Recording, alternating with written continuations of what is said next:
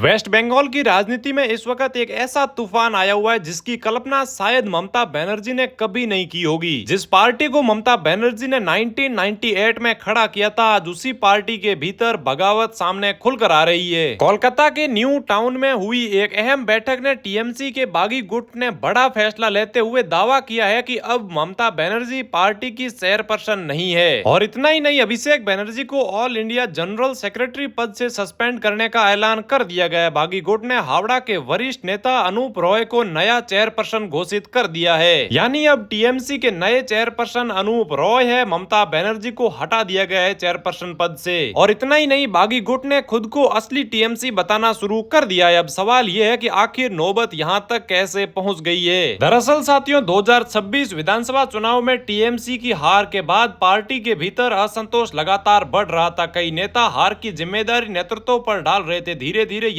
असंतोष बगावत में बदलता गया। बागी नेताओं का दावा है कि उनके साथ बड़ी संख्या में विधायक और सांसद है। और अगर ये दावा सही साबित होता है तो टीएमसी के इतिहास का ये सबसे बड़ा राजनीतिक संकट हो सकता है। तो दोस्तों, आप लोग खुद सोचिए कि जिस पार्टी को ममता बनर्जी ने इतनी मेहनत से खुद अपने हाथों से बनाया, आज वही पार्टी उनकी मर्जी के बिना उनके हाथ से निकल गई है। लेकिन साथियों, कहानी यही खत्म नहीं होती। अब ये लड़ाई सिर्फ नेताओं के बीच की नहीं रही है। ये लड़ाई पार्टी के नाम, संगठन और चुनाव चिन्ह तक पहुंच चुकी है। टीएमसी का बागी गुट चुनाव आयोग के सामने खुद को असली टीएमसी साबित करने की तैयारियां कर रहा है। दूसरी तरफ ममता बनर्जी का गुट इन नेताओं के खिलाफ कार्रवाई कर रहा है और इन्हें पार्टी विरोधी बता रहा है। तो अब सबसे बड़ा सवाल यही है कि क्या ममता बनर्जी अपनी ही बनाई पार्टी पर नियंत्रण बनाए रख पाएगी या फिर नहीं? क्या अभिषेक बनर्जी की पकड़ अब पार्टी के ऊपर से कमजोर पड़ती जा रही है या फिर यह बगावत सिर्फ कुछ ही दिनों की है और बाद में बिखर जाएगी? फिलहाल पश्चिम बंगाल की राजनीति में एक बात तो साफ है कि टीएमसी अब सिर्फ एक विपक्ष नहीं बल्कि अपने ही घर के अंदर सबसे बड़ी लड़ाई लड़ रही है। तो साथियों, आपको क्या लगता है, क्या ममता बनर्जी अपनी ही बनाई गई पार्टी को बचा पाएगी या फिर नहीं? कमेंट करके अपनी राय जरूर से बताइएगा।